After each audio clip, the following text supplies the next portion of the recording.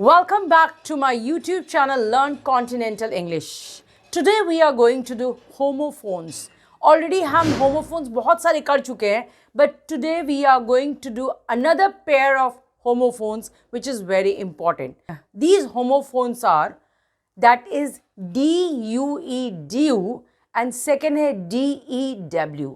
मैं ऑलरेडी आपको बता चुकी हूँ होमोफोन्स होते क्या हैं, जिनके प्रोनाउंसिएशन तो सेम होते हैं बट मीनिंग्स आर डिफरेंट. फिर से मैं आपको बता रही हूँ. Today we are going to do another and new pair of homophones which are DUE DU and DEW. अब दोनों का आप अलग अलग मतलब समझ लो. DUE DU के 4 मीनिंग्स है. There are 4 meanings.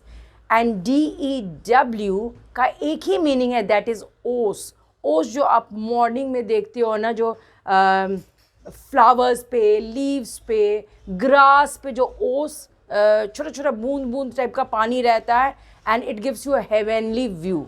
Okay, so remember DEW is ओस. Tiny drops of water that are found on plants, then leaves, flowers and on the grass.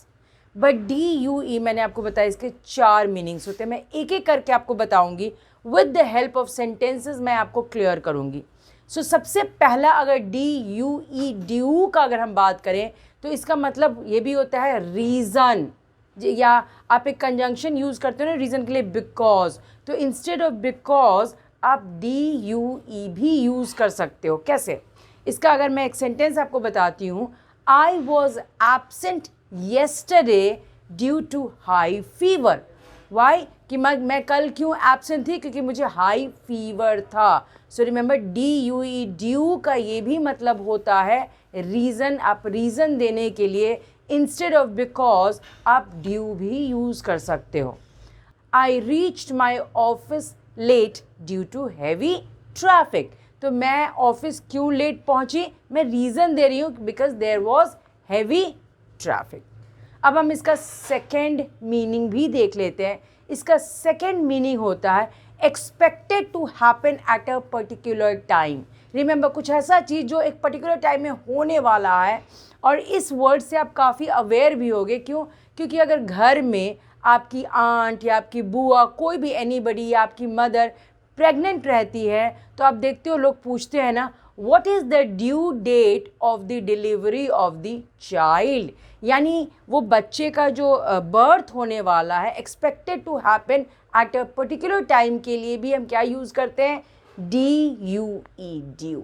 Remember, फिर से मैं सेंटेंस रिपीट कर रही हूँ. what is the due date of the delivery of the child.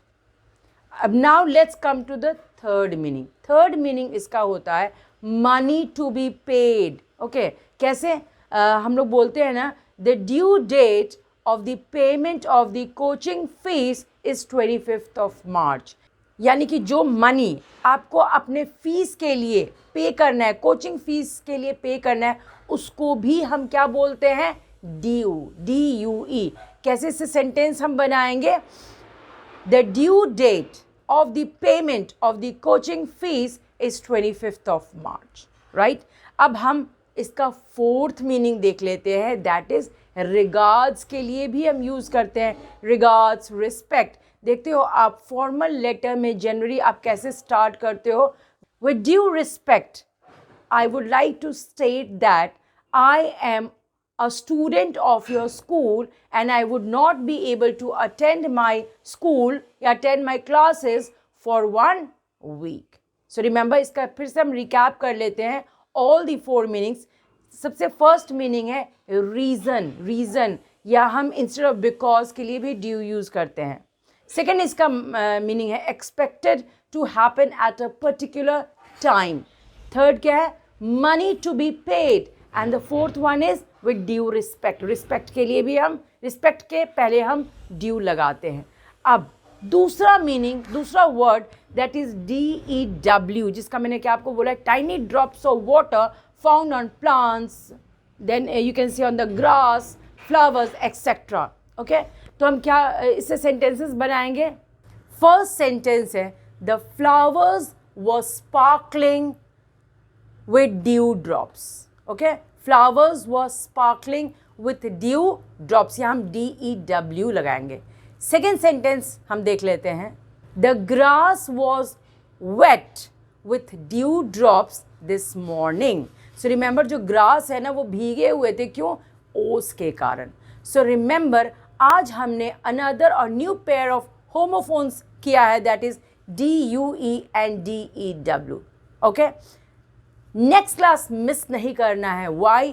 Continuity maintain रखना है और हम another new pair of homophones next class में करेंगे.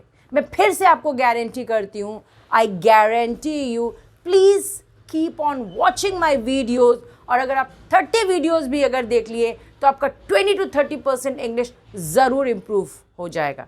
और अगर नहीं इम्प्रूव हुआ तो you can certainly call me and ask me कि मैम आपने ऐसा कमिट क्यों किया था. So let's learn, connect and enjoy together. Thank you everybody.